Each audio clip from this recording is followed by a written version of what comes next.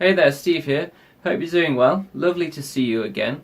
In this video I want to talk about time signatures. Specifically I want to talk about irregular time signatures and odd time signatures, however you want to refer to them, and we'll look a bit at like longer compound time signatures. What I want to do is to show you ways that you can break these time signatures down into smaller counts by subdividing them, and why this is a useful thing to do and how you can be creative with it. So let's get straight into it. So when you branch into irregular or odd time signatures, however you'd like to refer to them, and also longer compound time signatures, starting from like 6/8 to 9/8 and so on, you start to get more beats in a bar. So this means we have more beats to count, as you're jamming along or playing along, or if you're just counting the timing of a song in general. So for example, in a bar of 4/4, this means you're going to have 4 quarter notes as the counts, like 1, 2, 3, 4, 1, 2, 3, 4, which I'm sure you're all familiar with, to point out the obvious. But if you had a bar like 5/4, for example, then you're going to have 5 quarter notes in that bar, so 1, 2, 3, 4, 5, a 5 count instead.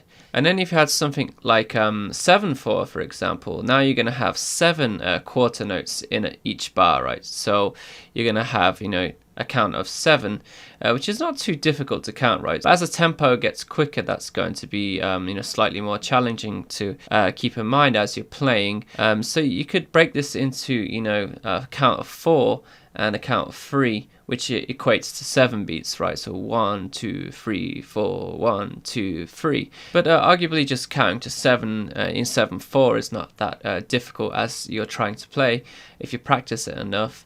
But when we branch into starting to use like 1/8 notes, for example, the tempos tend to be, more quick. So let's take a long compound time signature as an example. So I've chosen 9/8, and if you're trying to count, 9/8 notes, it's going to be quite difficult, all the time if you're trying to play or if you're trying to count a piece of music, right? So 1, 2, 3, 4, 5, 6, 7, 8, 9. So what you should do here is that you should subdivide it, and in 9/8 there's 3 strong beats: 1, 2, 3, 1, 2, 3, 1, 2, 3. And this will equate to 1 bar of 9/8, and it will make things easier to count as you play along. And if I jump over to Guitar Pro here, if you've not seen this before, it's some tablature creation software. So they've got a bar of 9/8 here, and listen to the metronome with everything muted. So 1, 2, 3, 1, 2, 3, 1, 2, 3, 1, 2, 3, 1, 2, 3. So you can hear there that first beat is already accented. So the first beat of each group of 3s, right? 1, 2, 3, 1, 2, 3, 1, 2, 3, 1, 2, 3, 1, 2, 3, 1, 2, 3. And that's the kind of thing I was getting at. So I have my simple example here, and the guitar, bass and the drums are all accenting the 1 of each group of 3s. So if you listen now, 2, 3, 1, 2, 3, 1, 2, 3, 1, 2, 3, 1, 2, 3, 1, 2, 3, 1, 2, 3, 1, 2, 3, 1, 2, 3. And it's a very simple example, right? But I just want to really show you what I mean by how you can count in 9/8 a bit more easier that way. So this is the main way of subdividing the counts of 9/8. And you don't have to do it with every single instrument. Like I said, this is a very crude example of that. So, but as long as like something is accenting, giving the feeling of what the subdivider, the count is, then you'll be fairly safe. And you can do this, ideally with, some bass or some drums, and you can have the guitar go off on a bit more of a tangent or whatever accompanying instruments that you have going on. But what we can start to do is we can start to subdivide time signatures in different ways to come up with different interesting accents and, different rhythmic variations. So if I scroll down to here, now I've subdivided the bar of 9/8 differently. In the first bar here, I have a count of 3. I'll have this up on screen for you to help me explain. So you got 1, 2, 3, and then you got 1, 2, 1, 2, 1, 2. So 1, 2, 3, 4, 5, 6, 7, 8, 9. So it all equals up to 9. And I've got the bass and the drums again following the same rhythm. So if you take a listen to that.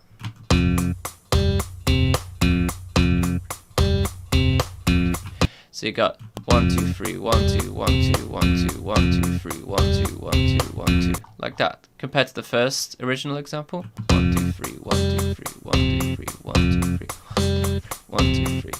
And if I let this run so you can hear the change.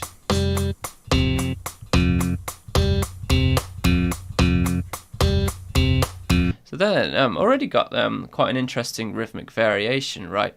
And I guess a lot of you, if you know about this, would say, well, it's not really really a 9/8 time anymore, and that's technically correct. So over here I've got what this bar would look like if you were to change it into the time signature it should be, and this is going to be, that first bar was a count of, remember, so 1 2 3 1 2 1 2 1 2, so 3 2 2 2 3 2 2 2.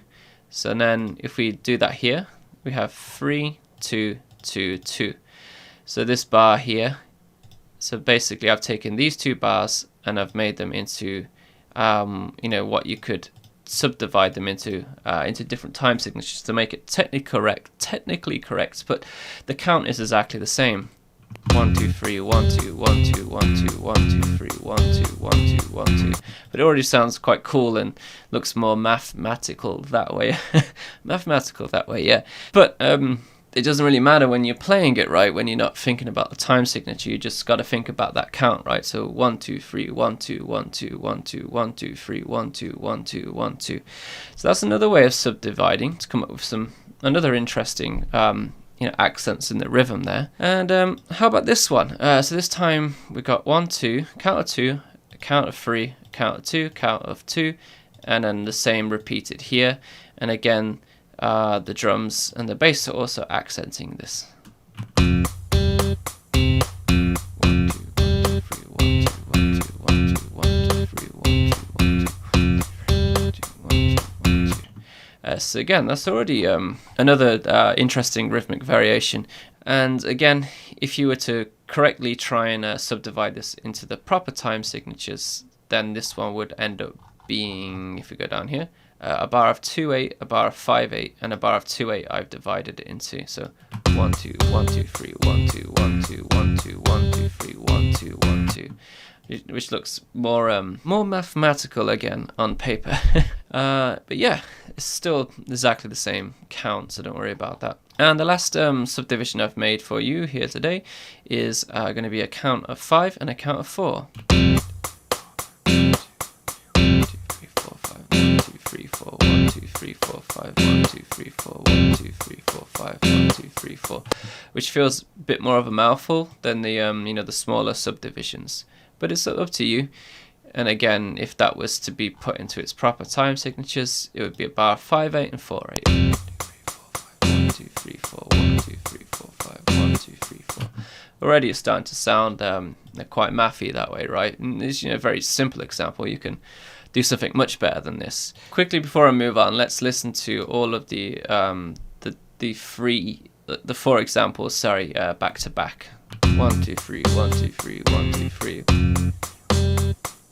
And then 1 2 3 1 2 1 2 1 2 1 2 3 1 2 1 2 1 2 1 2 1 2 3 1 2 1 2 1 2 1 2 3 1 2 1 2 1 2 3 4 5 1 2 3 4 1 2 3 4. So again, I've just subdivided 9/8 basically into 4 different subdivisions, right? But I've come up with some there's something there, right, to start with, so that's quite nice. And they're very simple, right, and they're emphasizing different beats, but I purely made them that simple so you can hear what I'm trying to get at here, where the accents are when you're doing different counts. So it's a great way to approach writing different types of time signatures. If you're having if you're struggling to come up with some ideas, or you're really looking into how do you even start writing in different time signatures, then subdivision basically is where it's at. And what you can start to do after this is you can start to mess around with these rhythms, and you fill in the gaps. with your guitar or whatever your main instrument is, and then the accompanying rhythm can be playing, emphasizing where those accents are in the counts. It doesn't always have to do that. It's good to skip out some beats and stuff sometimes if you want to be very creative with it. So what I'll leave you with is a very short example of what I'm talking about right now that I wrote today, and here I get it up for you. So this is my 9/8 subdivision example, and actually this one, if you did subdivide it correctly and put it into its correct time signatures, it would be 5/8 and 4/4/8, sorry. And essentially I got the count on screen for you, and I've got it on my paper here. So the guitar here is doing a count of 3, a group of 3 here, so 1 2 3, and 1, and then 1 2, then 1 2 1 2. So 1 2 3 1 2 1 2 1 2. So we got up to 9, and then 1 2 3 1 2 1 2 1 2, and then the last bar same again, 1 2 3 1 2 1 2 1 2. But the drums and the bass, they're working together, but they're doing a different rhythm. Here they're doing so 1 2 1 2 3 1 2 1 2, and the same again, but in the last bar they join the same subdivision as the guitar. So 1 2 3 1 2 1 2 1 2. So fairly simple example, but let's take a listen to this one.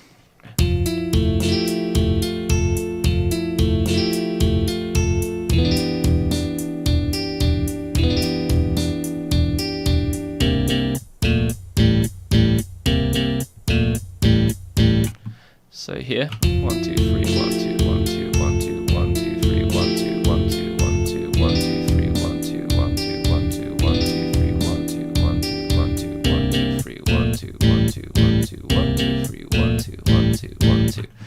Ooh, it's quite a mouthful.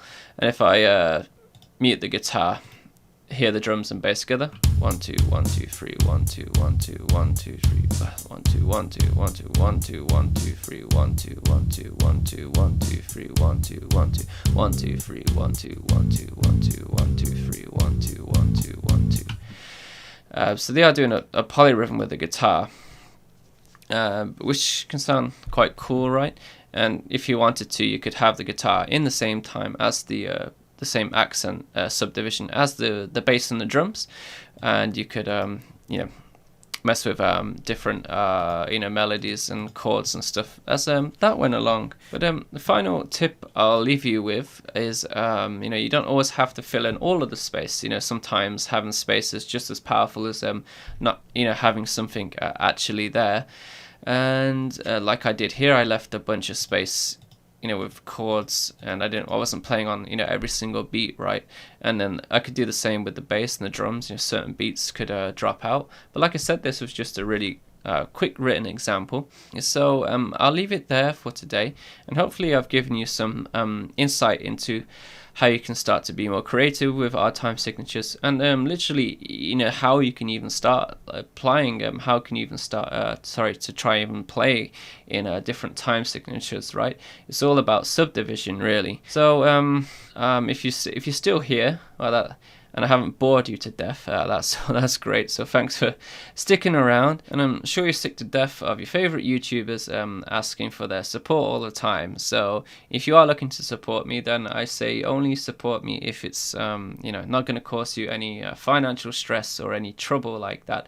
But I truly do appreciate it. You could see it as buying me a coffee once a month whilst jotting down all these notes and making all these examples for you, and all these lessons. But I have a really good time obviously doing all of this. These videos that you're watching, they have ads and stuff on them, but they pay absolutely nothing. So it's your support, buying merch and sponsoring me on Patreon, that actually gives me any income back from this. So I appreciate anything that you've all been doing for me. And I've had a lot of Instagram followers recently and chatted to quite a few of you, so that's been really good fun. And it's cool to see what everyone's up to anyway. So I'll see you in the comments, and as always, thank you for watching, and I'll see you next time. Goodbye.